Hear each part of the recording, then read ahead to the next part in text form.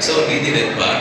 அதுவும் ராத்திரி 1 மணி ஆயிடுது 2 மணி ஆயிடுதுன்னு வச்சுக்கோங்க, அதை சாத்திருப்பான். அவருக்கு அப்பதான் ஏதோ வண்டி காடி எல்லாம் சரியா கிடைக்கல. வந்தது அப்போ வந்து இறங்கி இத்தனை பேர் செய்தார்களாம், எனக்கு இன்னைக்கு பாக்கியநாத கொடுத்தா எவ்வளவு வருதுவார்.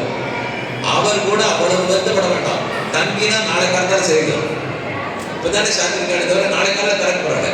ஆனா கண்ணனே கடம்பி வைகுந்தத்துக்கு போன பிற்பாடு கோவில கோபுரலை எப்படி தரிசிக்கிறார்.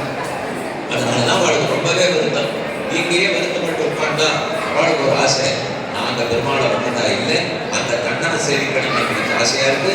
இங்க இருந்து கொண்டே தவம் ஏற்றுக்கிறோம். அவர் எங்களுக்காக வந்துதான் ஆகணும், எங்களுக்கு காட்சி கொடுத்துதான் ஆகணும். இங்கே தபஸ் கட்டை அவன் நோக்கி பிரார்த்திக்கிறான். நீ இந்த பக்தனுக்காக அந்த ஊருக்கு இருக்கியே, அந்த பக்தனுக்காக இந்த ஊர்ல இருக்கியாமே. மார்க்கண்டேயர் பிருகு எத்தனை ஊர் கர்ப்ப கிரகத்துக்குள்ள நீங்க அவரை வேறி பார்த்துருக்கோம். நிறைய இடத்துல இருப்பான் பிருகு மார்க்கண்டேயர்னு சேவை பண்ணி வச்சுட்டே இருப்பான். நமக்கு பொறாமையா இருக்கும், இவன் மட்டும் கூடவே உட்காந்துருக்கா, நம்மளெல்லாம் கூடவே விட மாட்டேங்கிறாரு. நம்மளை தள்ளி எடுத்து வச்சு அவர் மட்டும் இருக்காரு இருக்கார், அவர் ஏதோ அவர் பண்ண பாக்கியம்.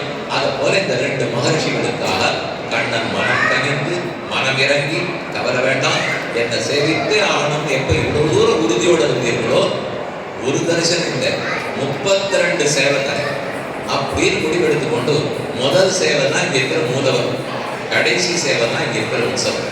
முதல் சேவை தொடங்கினது பரவாசுதேவன் திருக்கோலத்தோட பின்னாடி மூலவர் எழுந்துள்ளாரு, அப்படிதான் ஆரம்பித்தார். கடைசி சேவை முடிந்தது வித்யா ராஜகோபால சுவாமி, ஸ்ரீ வித்யா ராஜகோபால சுவாமியாக முடித்தார். 32 ரிஷிகள் சேவித்துக் கொண்டார்கள். அந்த 32 இன்னைக்கு நீங்க சேவிக்கலாம். என்னென்ன காட்சி அளித்தாங்கிறது உள் பிராகாரத்துல சித்திர வடிவத்தில் எழுதி மாட்டிருக்காங்க.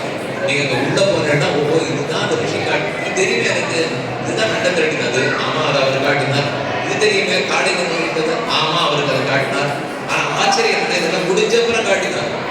நடக்கும் போது பார்த்ததல்ல, எல்லாம் முடிஞ்சு வைகுந்தத்துக்கே போன பிற்பாடு ரிஷி ஆசைப்பட்டார் காட்டினார். முடிஞ்சது, ரிஷிகள் எல்லாம் சேவித்தார்கள். பரமதத்தி போய் வரதான் ஸ்ரீ வித்யா ராஜகோபாலன். இங்க வித்யான்னு பேர் வந்தது, ராஜகோபாலன் புரிஞ்சு வச்சு. ஏன்னா உற்சவர் ராஜகோபாலனா இருக்கார், மூலவர் பரவாசுதேவனா இருக்கிறார். பரவாசுதேவன்னா வசுதேவனுடைய பிள்ளை வாசுதேவன், எல்லாரை விட ரொம்ப பெரியவர், அதனால பரவாசுதேவன் இப்படிங்கிற பேர் மூலவர் வந்தது. உற்சவர் பேர் ராஜகோபாலன் தெரிஞ்சு வச்சு. கோபாலர்களுக்கெல்லாம் கோன்னா பசுமாடு, கோபாலன்னா பசுமாடுகளை ரட்சிக்கிறவர். ராஜகோபாலன்னா அப்படி பசுமாடுகளை காப்பவர்களுக்கெல்லாம் தலைவர் மன்னனாக இருக்கிறார். இந்த பேர் புரிந்து வச்சுக்கணும். ஆனா அவர்களுக்கு இன்னும் புரியல. இந்த மாதிரி முதல்ல இருந்து கடைசி வரைக்கும் எல்லாத்தையும் சேவிச்சுட்டுமே